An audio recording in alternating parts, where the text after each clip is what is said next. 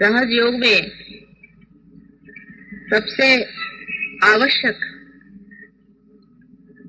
बात यह है कि इसमें अग्रसर होने के लिए, बढ़ने के लिए आपको ध्यान करना पड़ेगा। ध्यान बहुत जरूरी है। आप और चाहे कुछ भी न करें, लेकिन अगर आप ध्यान में स्थित रहें तो सहज योग में प्रगति हो सकती है। जैसे कि मैंने आपसे कहा था कि एक ये नया रास्ता है, नया आयाम है, डायमेंशन है, नई चीज है जिसमें आप कूद पड़े हैं। आपके अचेतन मन में उस महान सागर में आप उतर गए हैं। बात तो सही है, लेकिन इसकी गहराई में अगर उतरना है तो आपको ध्यान करना पड़ेगा। मैं बहुत से लोगों से ऐसा भी सुनती हूँ कि माता जी ध्यान के लिए हमको टाइम नहीं मिलता है। आज का जो आधुनिक मानव है, मॉडर्न मैन है, उसके पास घड़ी रहती है हर समय टाइम बचाने के लिए, लेकिन वो ये नहीं जानता है कि वो टाइम किस चीज के लिए बचा रहा है। उसने घड़ी बनाई है, वो सहज योग के लिए बनाई है, ये वो जानता नहीं। एक साहब मुझसे कहने लगे कि मुझे लंदन जाना बहुत जरूरी और इसी प्लेन से जाना और किसी तरह से मेरा टिकट बुक होना ही चाहिए और कुछ कर दीजिए आप, और वो एयर इंडिया वाले से कह दीजिए और कुछ कर दीजिए। मैंने कहा ऐसी कौन सी आफत है, आप लंदन क्यों जाना चाहते हैं? ऐसी कौन सी आफत है? क्या विशेष कार्य आप वहां करने वाले हैं? कौन सी चीज है? कहले I must go there, I have to save time, time is very important. मैंने कहा आखिर बात क्या है, ये टाइम बचा के वहां भागे भागे आप क्यों जा रहे हैं? तो कहने लगे कि वहां एक स्पेशल डिनर है, वो मुझे अटेंड करना है और उसके बाद वहां पे बॉल रूम है। टाइम आप बचा किस लिए रहे हैं? हर समय आप ये सोच लीजिए कि जो हाथ में घड़ी बंधी है ये सहज योग के लिए और ध्यान के लिए और सहज योग के ही कार्य के लिए बंधी हुई है। मैंने उसी लिए बांध ली है, नहीं तो मैं कभी भी घड़ी नहीं बांधती। जिस आदमी का पूरा ही समय सहज योग में बीतता है, उसको जरूरी नहीं कि आप घर का काम न करें, वो जरूरी नहीं कि आप दफ्तर का काम न करें, सारा ही कार्य आप करें पर ध्यान में करें। ध्यान अवस्थित होकर के कार्य हो सकता है, क्योंकि आपको ध्यान में उतार दिया है।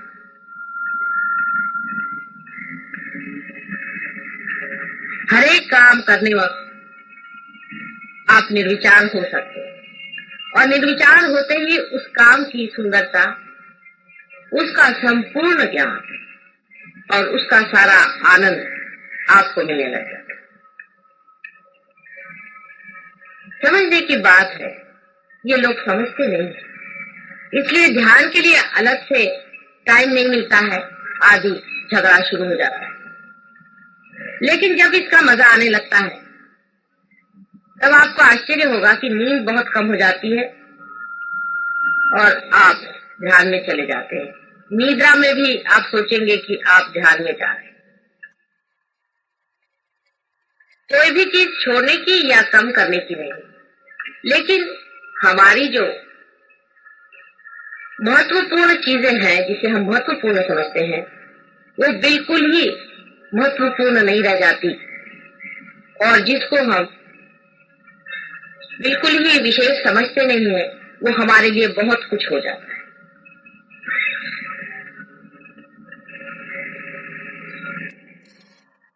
ध्यान करने के लिए एक छोटी सी चीज आपको याद रखनी चाहिए कि जिस चीज पे ध्यान का आलाप छेड़ा जाएगा, जिस वीणा पे ये सुंदर गीत बजने वाला है, वो साफ होनी चाहिए। आप वो वीणा नहीं है, आप वो आलाप भी नहीं, लेकिन आप उसके सुनने वाले हैं और उसको बजाने वाले हैं। आप उसके मालिक हैं।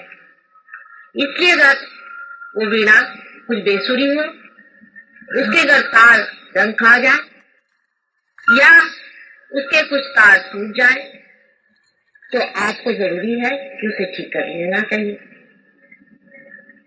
अगर वो ठीक नहीं है तो आपके जीवन में माधुर्य नहीं है, आप में वो सुंदरता नहीं आ सकती आप में एक अजीब तरह का चिड़चिड़ापन, अजीब तरह की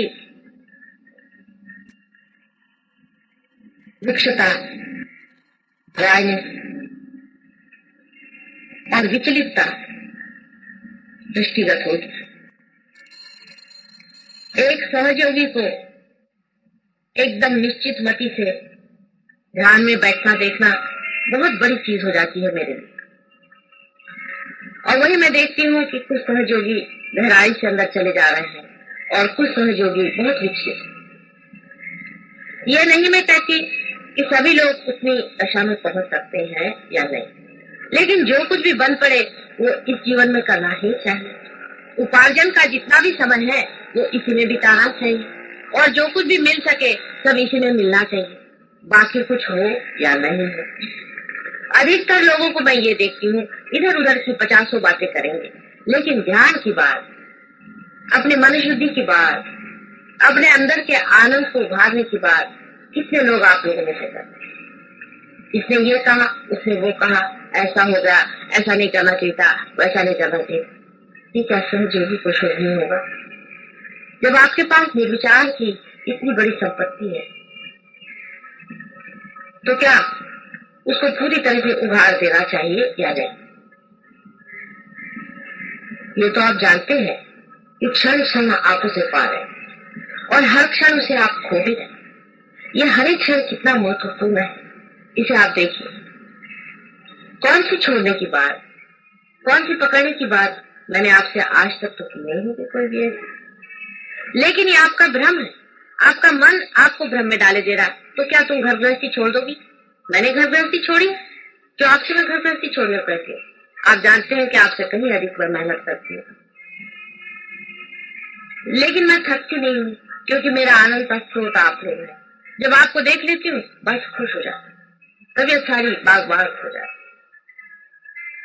जिस चीज का महत्व है उधर दृष्टि रखिए। आपको पूरी तरह से इसमें मैं ये नहीं कहती कि 24 घंटे इसमें आप यही बैठे रहिए। जहां भी बैठे हैं वहां बैठे रहिए, ये मतलब है मेरा। जहां भी जमे हैं वहां जमे रहिए, अपने स्थान पर, अपने सिंहासन पर। कुछ लोग इसीलिए प्रगति करते हैं और कुछ लोग नहीं करते। शारीरिक बीमारियां आप लोगों की बहुतों की ठीक हो गई, बहुतों के पास बीमारियां नहीं है, लेकिन अभी भी मानसिक प्रश्न है। सब बातें भूल जाइए। हर इंसान इसका पाने का अधिकारी है। आपका जन्मसिद्ध हक है, क्योंकि ये सहज है, आप ही के साथ पैदा हुआ। लेकिन ध्यान करना ही होगा, और वो भी समझती है, लेकिन उसको ऑर्गेनाइज करने की आप लोग इतनी चिंता न करें, उसकी व्यवस्था करने की आप इतनी चिंता नहीं करें। वो कार्य हो रहा है, वो हो भी जाएगा। क्या हर्ज है जब 10 आदमी ज्यादा आए चाहे 10 आदमी कम। 1000 बेकार के लोग रखने से 10 ही कायदे के आदमी हो, सो ही सहयोग के लिए विशेष। आप उनमें से बनिए जो 10 अच्छे आदमी हैं, जो ऐसे लोग हैं जो सहयोग का कार्य अत्यंत प्रेम से करते हैं और उसमें मजा उठा रहे हैं, उसमें बह रहे हैं, उसमें अग्रसर हैं और एक अग्रिम श्रेणी में जाकर के खड़े हो जाए। जैसे कि हिमालय संसार में सबसे ऊंचा है, उसकी ओर सबकी दृष्टि रहती है, ऐसे ही आप ही में आप हिमालय बन सकते हैं। और आप देख सकते हैं कि दुनिया आपकी ओर आंख उठाकर कहे कि बनूं तो मैं इस आदमी जैसा बनूं जो सहयोग में इतना ऊंचा हो। यह अंदर का उठना होता है, बाहर का नहीं। और मैं सबके बारे में जानती हूँ कौन कहाँ तक पहुंच रहा है। आप ही अपनी रुकावट है और कोई आपकी रुकावट नहीं कर सकता। कोई भी दुनिया का आदमी आप पे मंत्र तंत्र आदि कोई चीज नहीं कर। आप ही अपने साथ अगर खराई न करें और पहचाने रहे कि कौन आदमी कैसी बातें करता है, आप खुद ही समझ लेंगे कि इस आदमी में कोई न कोई दुष्टता आ गई है, तभी वो ऐसी बातें कर रहा है। नहीं तो ऐसी बात ही न करता वो, जैसी गलत बात ये कर रहा है। इसके अंदर कोई न कोई खराबी है, उसको साथ देने की कोई जरूरत। फिर चाहे वो आपका पति ही हो, चाहे आपकी वो पत्नी, उसे लड़ाई झगड़ा करने की, उलझने की कोई जरूरत नहीं, वो अपने आप ही ठीक हो जाए। इतना ही नहीं, आप ये भी जानते हैं कि आप में अगर कोई खराबी आ जाए तो आप किस तरह से उसे हाथ चला करके भी ठीक कर सकते हैं, क्योंकि आपके हाथ के अंदर से ही वो चीजें बह रही। असल में आपके उंगलियों में ही ये सब जो भी देवताएं मैंने बताई हैं ये जागरूक है, इन 5 उंगलियों में और इस हथेली में सारी देवताएं यहाँ जागरूक। लेकिन बहुत जरूरी है कि इन जागरूक देवताओं का कहीं भी अपमान नहीं होना चाहिए। इनको बहुत ही संभाल के और जतन से रखना चाहिए। इनकी पूजा होनी चाहिए। अपने हाथ ऐसे होने चाहिए कि पूजनीय हो। लोग ये सोचे कि ये हाथ है कि गंगा की धारा, गंगा ही की धारा बह रही, जिस वजह से गंगा पावन हुई, वही वाइब्रेशन आपके अंदर से बह रही। जिस चैतन्य शक्ति से सारी सृष्टि चल रही है वही आपके अंदर से बह रही, ये आप जानते हो। फिर जिन हाथों से, जिन पांव से ये चीज बह रही है उसको अत्यंत पवित्र रखना। मेरा मतलब धोने दबाने से नहीं। इससे जो भी आप काम करें अत्यंत सुंदरता से, सुंदरता से और प्रेम से होना चाहिए। सबसे बड़ी चीज प्रेम। ध्यान में गति करना यही आपका कार्य है और कुछ भी आपका कार्य नहीं, बाकी सब हो रहा है। और अगर आप में से कोई भी जब ये सोचने लगेगा कि मैं ये कार्य करता हूँ और वो कार्य करता है, तब आप जानते हैं कि मैं अपनी माया छोड़ती हूँ। और बहुतों ने उस पर काफी चोट खाई। तो मैं करूँ, पहले भी मैंने आपसे बता दिया है कि कभी भी नहीं सोचना है कि मैं ये काम करता हूँ या वो काम हो रहा है, जैसे ये जा रहा है और आ रहा है। आप सब तरह से अकर्म में हैं। जैसे कि सूर्य ये नहीं कहता कि मैं आपको प्रकाश वो दे रहा है, क्योंकि वो एक शांता में परमात्मा से इतनी प्रचंड शक्ति को अपने अंदर से बहा रहा है। ऐसे ही आपके अंदर से अति सूक्ष्म शक्तियां बह रही है, क्योंकि आप एक सूक्ष्म मशीन है। आप सूर्य जैसी मशीन नहीं है, आप एक विशेष मशीन है जो बहुत ही सूक्ष्म है, जिसके अंदर से बहने वाली ये सुंदर धाराएं आपके अंदर एक अजीब तरह की अनुभूति देंगी ही, लेकिन दूसरों के भी अंदर उनके छोटे छोटे सूक्ष्म सूक्ष्म जो पहलू हैं, जो छोटे छोटे यंत्र हैं, मशीनें हैं, उनको एकदम से प्रेम पूर्वक ठीक कर दें। ये जो शक्ति है ये प्रेम की शक्ति है। इसका वर्णन कैसे करूं मैं आपसे। इस मशीन को ठीक करना है तो आप किसी भी चीज से रगड़ मगड़ के ठीक कर दें, कोई आप स्क्रू लगा दें का इसमें ठीक हो जाएगा। लेकिन मनुष्य की मशीन जो है वो प्रेम से ठीक होती है। उसको बहुत जख्म पाया है, बहुत जख्म है उसके अंदर में, बड़ा दुखी है मानव। उसके जख्मों को प्रेम के दवा से आपको ठीक करना है जो आपके अंदर से बह रहा है। ये वाइब्रेशन सिर्फ प्रेम है। जिस दिन आपकी प्रेम की धारा टूट जाती है, वाइब्रेशन रुक जाती है। बहुत से लोग मुझसे कहते माता जी हमको बाधा हो गई, हमारे हाथ से वाइब्रेशन बंद हो गए। आपके अंदर से प्रेम की धारा टूट, प्रेम का पल्ला पकड़ा रहे, सिर्फ प्रेम का वाइब्रेशन बहते रहेंगे, क्योंकि यही प्रेम परमात्मा का जो है वो बहे और वही बह रहा है।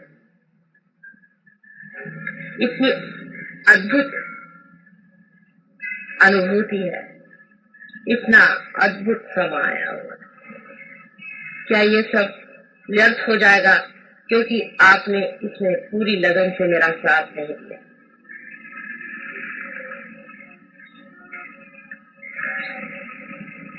हर एक बात आप खुद भी जान सकते हैं और न जानने पर मैं भी आपसे हर एक बात बताने के लिए हमेशा तैयार हूं।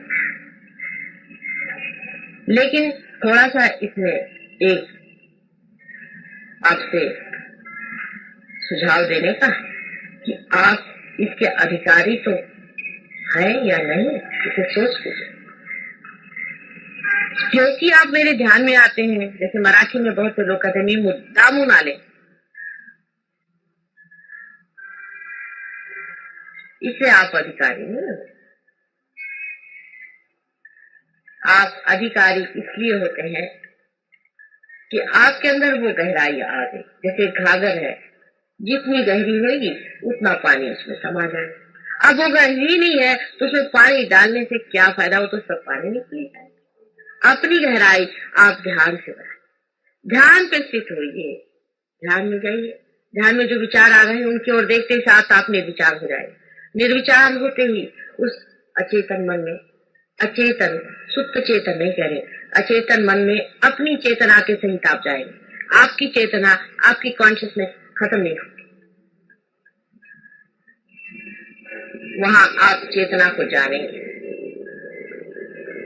ये पहली मर्तबा इंसान के शरीर के अंदर हुआ है कि आप अपना भी शरीर जानते हैं और दूसरों का भी जानते हैं, और दूसरों के बारे में भी आप सामूहिक चेतना से जानते हैं कि इसके अंदर क्या हो रहा है। इसका महत्व अभी बहुत कम लोग जानते हैं, क्योंकि सब लोग मुझसे कहते हैं कि माता जी सबसे अगर आप रुपया लें तो सब लोग समझेंगे, क्योंकि लोग पैसों का महत्व मानते हैं।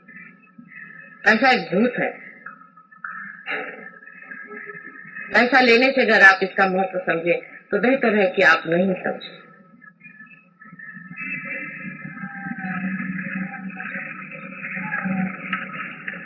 कोई भी पैसा देने से इसका महत्व आप नहीं समझ सकते, अपने को ही पूरी तरह से देना होगा,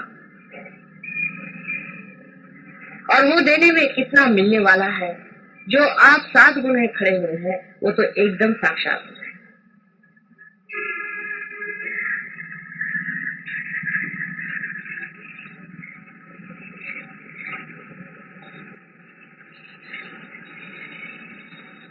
ध्यान में समष्टि रूप में ही आपको आना होगा, ये जरूरी है। चाहे महीने में एक बार ही आए, लेकिन जहाँ 7 लोग बैठते हैं वहीं बैठ करके ध्यान करना चाहिए। चाहे आप एक अपना छोटा ग्रुप बना लें जहाँ आप हफ्ते में एक बार मिल सके और एक बार बड़े ग्रुप में, क्योंकि मैंने आपसे बताया था कि ये विराट का कार्य, जैसे शरीर का एक एक रंग प्रत्यंग जो है उसको जागना है। जितना जागरूक होता जाएगा वैसे वैसे दीप जलते जाएगा। आप लोग जो घर में बहुत भी ध्यान करते रहे, मेरे आने के बाद आप जानते हैं कि आप लोगों ने पाया कि कुछ प्रगति नहीं है, लेकिन यहाँ 6-7 आदमी जो रोज आते थे और ध्यान करते थे उन्होंने बहुत प्रगति करी।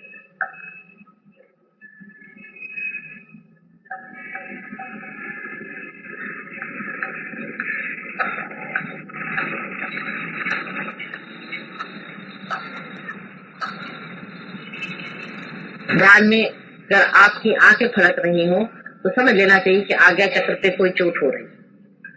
उसमें बुरा मानने की कोई बात नहीं है। अपना आज्ञा चक्र अगर खराब है तो उसे ठीक कर लेना चाहिए, क्योंकि आपका आनंद कब होता है।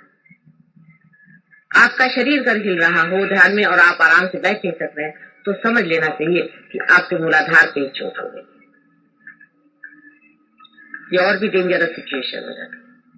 मूलाधार पे जब चोट हो जाती उसका भी इलाज करवा लेना चाहिए। वो भी लोग जानते हैं किस तरह से मूलाधार चक्र को ठीक करना।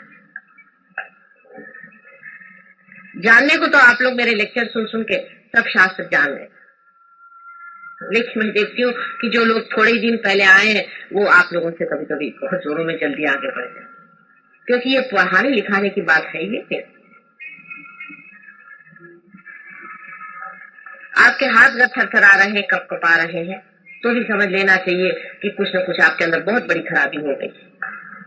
उस पे जूते मारने का इलाज सबसे अच्छा है। कल एक साहब आपने देखा होगा कि वहां कहने लगे कि माता जी मैं एकदम जड़ हो गया, फिर मेरे सामने आके यूं करने लगे। उनसे मैंने पूछा तुम्हारे गुरु कौन है, तो कहने लगे कि भागवत साहब है पूना में। तो मैंने कहा वो क्या करते हैं? कहने लगे उन्होंने एक स्पिरिचुअल वो बनाया हुआ है, साई स्पिरिचुअल सेंटर, और वो उन्होंने मुझे दीक्षा दी। मैंने कहा दीक्षा क्या दी? ये हिलने की दीक्षा दी। कहने मैंने 16 साल में बीमारियां उठाई, मेरी नौकरी चली गई, ये हो गया वो। मैंने कहा तुम्हारे अक्ल नहीं आई? पर तुम्हारे गुरु है तो तुमको ऐसा होना नहीं चाहिए। कितने रुपए दे? अभी तक 5-6 हजार रुपए दे चुका हूँ सेंटर। मैंने कहा अच्छा 5-6 हजार रुपए से दे करके सारी बीमारियां तुमने अच्छे से मोल ले ली। फिर उसको भूत को, उसके जो भागवत साहब थे उनको जूते मारे, और वही जो दूसरा उनका सेंटर था उसको भी जूते मारे, तब उनका हाथ ठहरा और ठीक। ये तो आप ही के सामने कल हुआ था, बहुत से लोग वहां। उनसे साफ साफ बात कर लेनी चाहिए कि आपके कोई ना कोई गुरु है, आपके अंदर कोई ना कोई बाधा है, आपके अंदर कोई ना कोई फर्क है, उसमें कोई बुरा मानने की बात नहीं।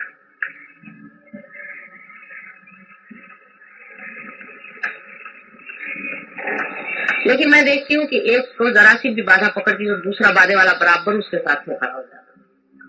लाइन से वहां छिप जाते हैं साथ में, और पता हो जाता है कि सारे बाधे वाले साथ बैठे। असल में ऐसा बैठना नहीं है, सबको अलग अलग बैठना चाहिए अधिकतर। जैसे कि कोई ग्रुप बना लेते हैं, बहुत गलत। जैसे कि थाने वाले आए तो थाने वाले साथ बैठ गए, फलाने आए, ऐसा आप अलग अलग बैठे, बहुत जरूरी। सब इकट्ठे होकर मत बैठे। दूसरी बात यह है कि जैसे कोई बुढ़े है, उम्र में ज्यादा है, बुजुर्ग है, कुछ बीच के हैं, कुछ छोटे हैं। छोटे बच्चों को तो ऐसी कोई विशेष बात है, लेकिन जो बीच के और ये लोग हैं, ये सब अलग अलग बैठे। जो वृद्ध है वो जवान लोगों के साथ बैठे, जो जवान है वो वृद्धों के साथ बैठे। 4-5 जवान इकट्ठे हो जाए तो भी आफत हो जाएगी, और 4-5 बुढ़े इकट्ठे हो जाए तो भी आफत हो जाएगी। आप देख लीजिए, होता है। जवानी और बुढ़ापे की जो समझ है, दोनों बांटने की थी, वो भी आप सामूहिक चेतना में बांट सकते हैं।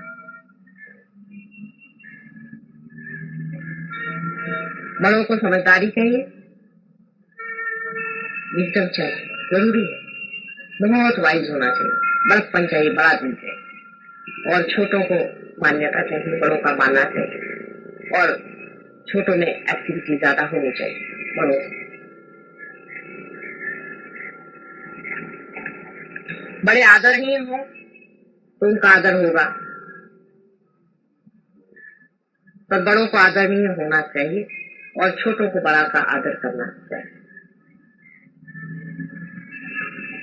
अनादर तो वैसे भी एक सहयोगी का दूसरे सहयोगी से करना है, क्योंकि आप लोग सब देवता स्वरूप हैं।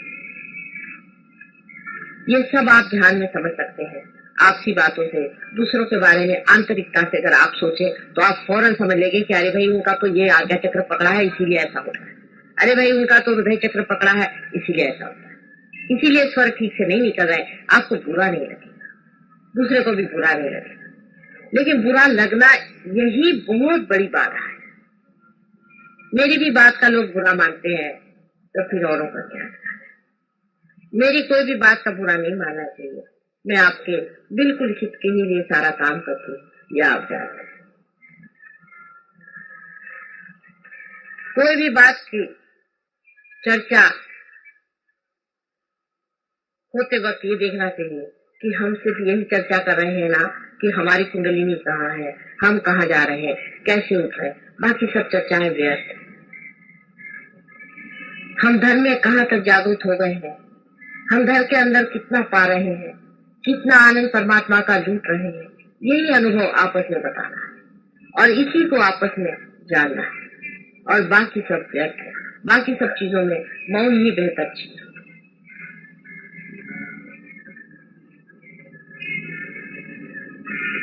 जब इस तरह के सहयोगी हो जाएंगे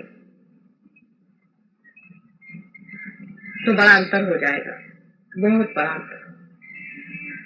सहयोग का प्रतिबिंब आपसे फैलने वाला है, और जिस पे प्रतिबिंब पड़ता है वो पर एकदम साफ चीज है, और उसकी प्रतिबिंबित होने की शक्ति तो पूरी तरह से जागरूक है, तब कोई भी मुश्किल नहीं है। सहयोग और किसी चीज से नहीं फैल सकता, और किसी भी चीज से नहीं। आप बड़े बड़े ऑर्गेनाइजेशन कर दीजिए, आप बड़े बड़े मंत्र जागरण कर दीजिए, और गाने हो जाए, म्यूजिक हो जाए, इससे नहीं होगा। इन सब चीजों से कुछ भी नहीं होने वाला है। मैंने तो इतने कभी भी पार लोग देखे नहीं जितने आज देख, या हो भाग्य हमारा कि ऐसे मैं देख रही। किसी भी युग में इतने पार लोग मेरे दृष्टि के सामने नहीं रहे, ये परम भाग्य की बात है। लेकिन जैसा कि मैं कहती हूँ कि मॉडर्न टाइम्स है, यहाँ पूरे साधु को आप ही लोग पहले बहुत बड़े साधु थे और संसार में रमे हुए नहीं थे, जंगलों में रहते थे। आज आपने संसार ले लिया है और संसार में आप रमे हुए, लेकिन अपनी साधुता में उतरते ही क्या मजा आ जाएगा। इस गंगा जमुना में ही एक सरस्वती बहना शुरू हो गई।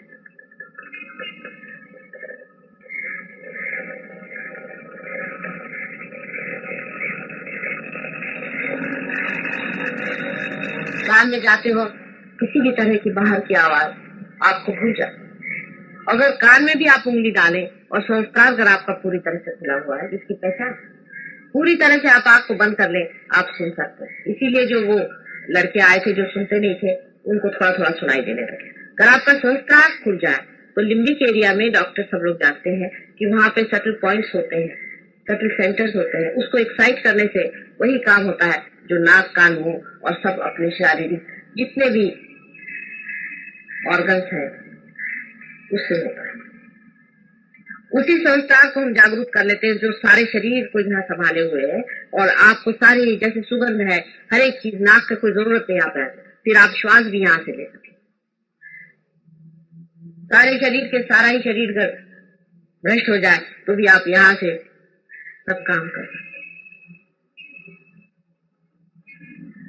लेकिन होता नहीं, शरीर तो आपका खिलते ही जा रहा है, शरीर तो सुंदर होते ही जा रहा है, बीमारियां तो भागी गई है, वो तो सब चीज ठीक हो गई, कोई थोड़ा बहुत हो भी जाते वो ठीक हो जाते।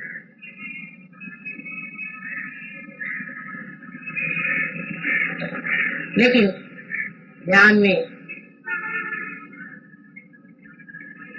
बढ़ने के लिए एक गुण बहुत जरूरी है, बहुत ही जरूरी है। उसको कहते हैं इनोसेंस, भोलापन, सादगी। एक छोटे बच्चे का इनोसेंस है। इसीलिए आपने देखा है कि छोटे बच्चे फट से पार, चालाक लोग, कनिंग लोग, अपने को जो बहुत होशियार समझते हैं, वो उसको परमात्मा कहता अच्छा तो अपनी होशियारी दिखाते हैं, वो नहीं पाते। पूर्णतया इनोसेंट होना चाहिए, कोशिश करनी चाहिए। किसी को दुख देना भी, किसी को तकलीफ देना भी इनोसेंस के विरोध। इतनी मरी खोपड़ियों के ऊपर बैठ करके क्या हम इनोसेंट हो सकते हैं? किसी के हृदय में चोट लगे वो आदमी इनोसेंट नहीं। इनोसेंस का मतलब ये होता है कि फूल के जैसी खिली हुई चीज जो सिर्फ दुनिया को सुगंध देती, किसी को भी तकलीफ या दुख देना नहीं चाहिए। हाँ, कभी कभी लोग उनकी मूर्खता की वजह से किसी चीज को दुख मान लेते हैं, वो ठीक है, लेकिन अपनी तरफ से आप निश्चिंत होकर कभी भी किसी को दुख या तकलीफ न दें।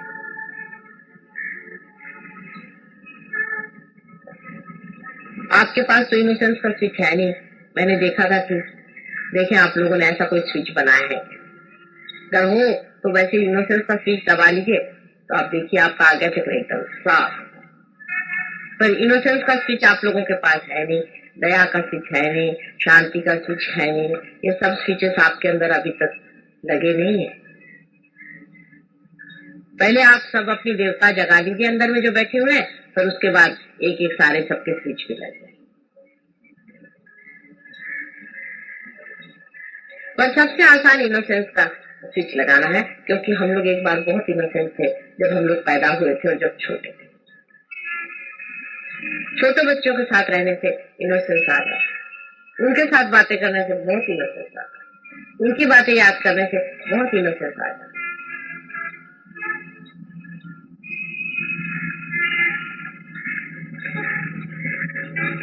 जो लोग इनोसेंट हो जाते हैं वो परमात्मा के राज्य के अधिकारी हो जाते हैं।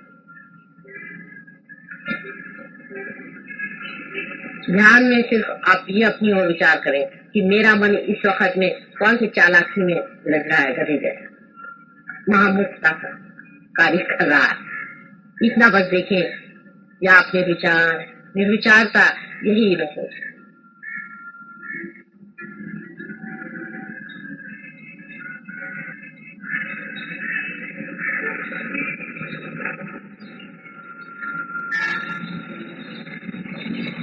आप लोग अब जब ध्यान में जाएंगे, बहुत देर तक ध्यान नहीं करेंगे हम लोग, लेकिन ध्यान में जाते वक्त आप सिर्फ ये देखें कि आपका कौन सा चक्र पकड़ा है, क्योंकि आप लोग जो पार हो चुके हैं आपको सबको अच्छे से मालूम। उंगलियों पे आपको जान पड़ेगा कौन सी उंगली थोड़ी सी जल रही है। जो भी आपकी उंगली जल रही है उस पे आप बंधन डाल लें तो वो छूट जाए। अगर आपकी उंगलियां ज्यादा ही जल रही हो तो आप झटक लीजिए, वो छूट जाए। आप जानते हैं बंधन डालना। लेकिन निर्विचारिता के ओर रहे और चित्त जो है संस्कार की ओर रहे। और जो लोग आज नए आए हैं उनको भी देखना होगा कि वो पार हुए हैं या नहीं, उनको क्या खराबी है, उनको क्या तकलीफ है, वो निकाल दे। वो सारी तकलीफ जो है बाह्य, और हाथ को यूं यूं यूं यूं करके भी आप अपने बंधन डाल सकते हैं। इस तरह से दबा लेने से भी you can just press it like that, और you can press it like that, और you can throw it away like that. ये भी एक बड़ा भारी समर्पण है, जहाँ शक्ति दोनों तरफ से आती है, left and right side sympathetic nervous system का जो यहाँ एक्सप्रेशन है इस साथ, और इसके बीच में ही सुषुम्ना नाड़ी है। ऐसे करते ही अंदर सुषुम्ना नाड़ी चलना शुरू होता है, लेकिन ये जागरूक होना चाहिए। अगर ये जागरूक नहीं है इसका मतलब सुषुम्ना चल नहीं है। और जागरूक का मतलब ये है कि आपके अंदर सारी उंगलियों में से धीरे धीरे ठंडी ठंडी ऐसी हवा है। अगर आपके अंदर ऐसी ठंडी ठंडी हवा आ रही है पूरी तरह से, और आप निर्विचार इस तरंग ध्यान में है,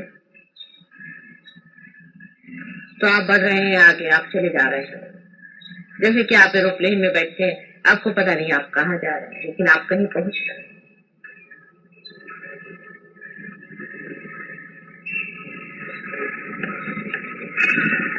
जब तक हम यहाँ पर हैं, ये जरूरी है कि जो सहयोगी आप लोग हैं ज्यादा इसमें पार्ट लें और आगे बढ़े, और जाने के बाद भी अपना समष्टि रूप खराब न करें।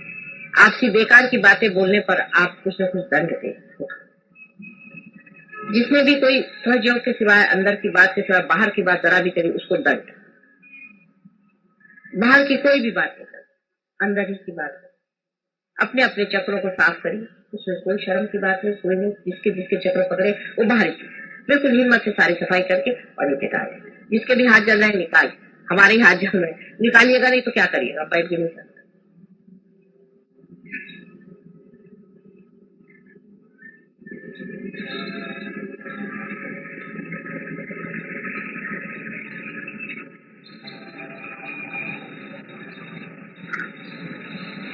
और भी तरीके आप जानते हैं बहुत सारे ध्यान में अपने को सफाई करने की।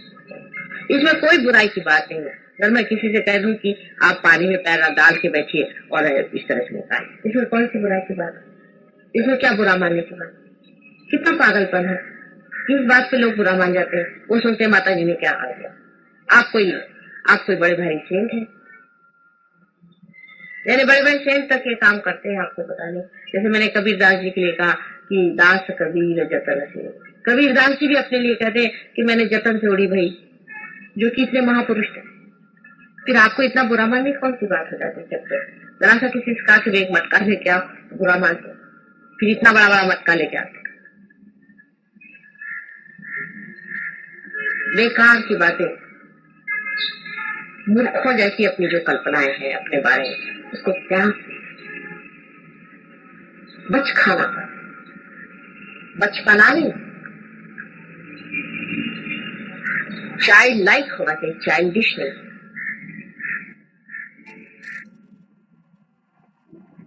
अब हम लोग ध्यान में जाएंगे।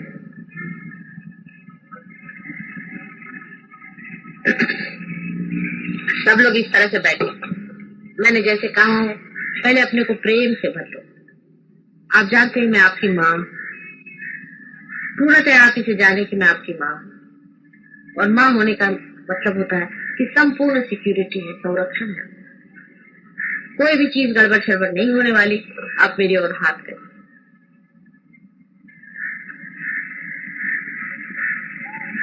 और धीरे से आंख बंद करके और अपने विचारों की ओर देखिए। आप निर्विचार हो जाएंगे, आपको कुछ करने का है ही नहीं। आप जैसे निर्विचार हो जाएंगे वैसे ही आप अंदर जाएंगे। पहले अपने से इतना बता दो कि आज से निश्चय हो किसी को कोई सी भी चोट मैं नहीं पहुंचाऊंगा, और सबको प्रभु तुम क्षमा कर दो जिन्होंने मुझे चोट पहुंचाई है, और मुझे भी क्षमा करो क्योंकि मैंने दुनिया में बहुत लोगों पर चोट की।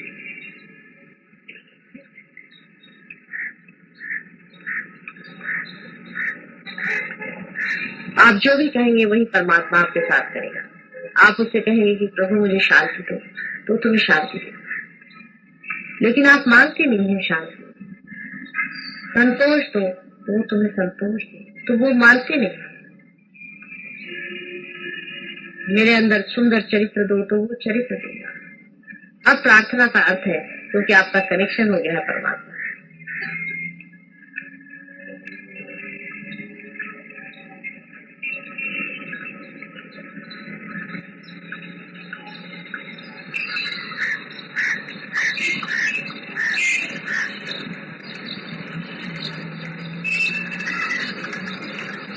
मेरे अंदर प्रेम दो, सारे संसार के लिए प्रेम दो।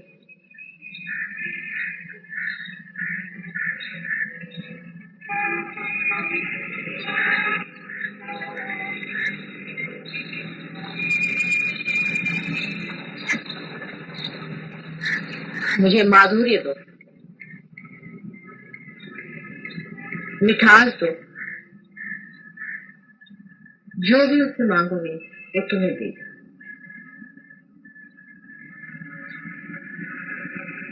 और कुछ नहीं मांगो, अपने लिए ही मांगो।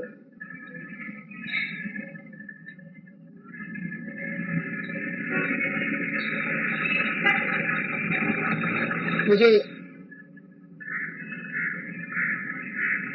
अपने चरणों में संभालो।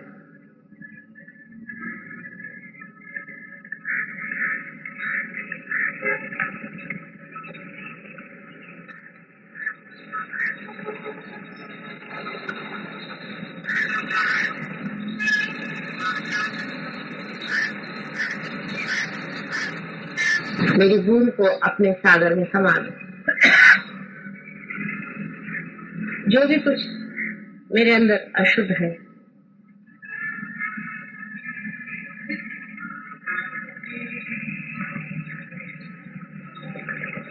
उसे निकाल।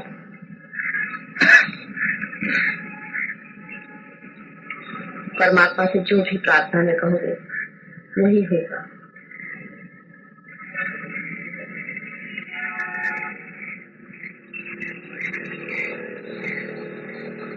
मुझे विशाल करो,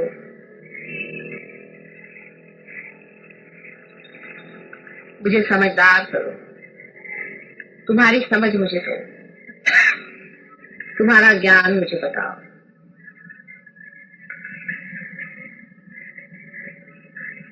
सारे संसार का कल्याण, सारे संसार का हित हो, सारे संसार में प्रेम का राज्य हो। उसके लिए मेरा दीप जलने दो, उसमें ये शरीर मिटने दो, उसमें ये मन लगने दो, उसमें ये हृदय खपने दो।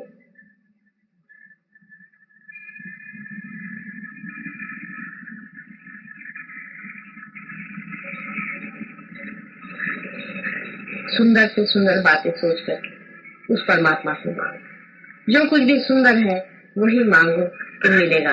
तुम असुंदर मांगते हो तो भी वो दे देता है, बेकार मांगते हो तो भी वो दे ही देता है।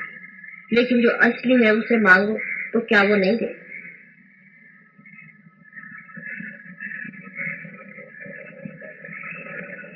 यूं ही ऊपरी तरह से नहीं, अंदर से आंतरिक होकर के मांगो।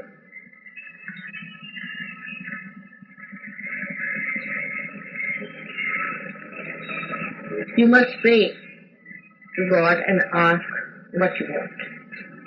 Ask for complete satisfaction in my heart, joy in my heart, bliss in my heart, so that the whole world becomes blissful.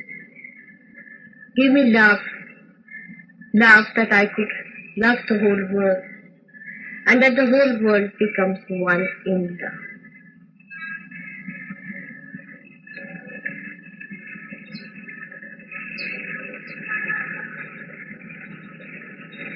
Give salvation to this.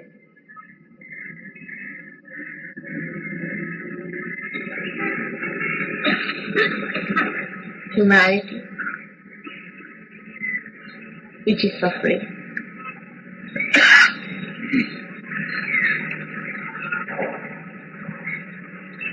Take me to your feet.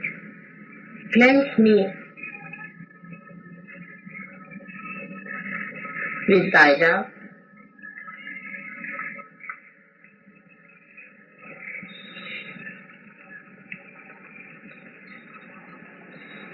Now see if there is God or not. You can feel it within yourself. He hears you. He understands you. He is the glory of all the glory.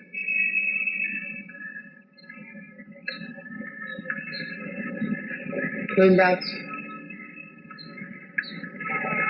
He protects you. He guides you. He's created you to reveal His love. But accept.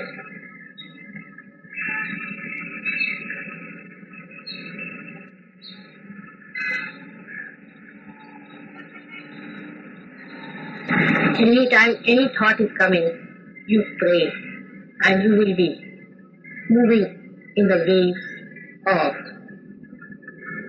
that ocean which is unconscious mind.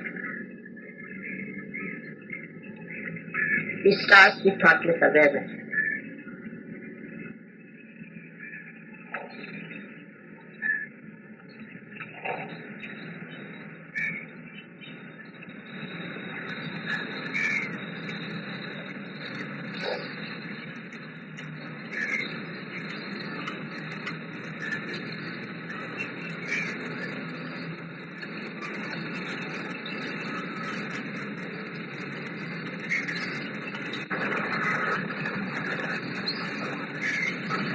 If you cannot become thoughtless, you pray to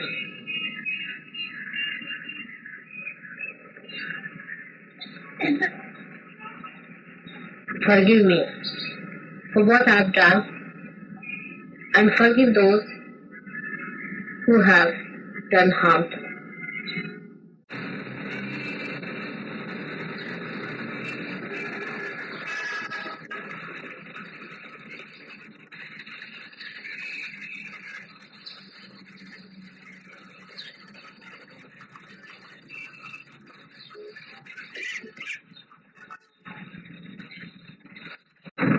If you are burning too much, you can put your hand outside, towards outside, and one hand towards me if you are burning too.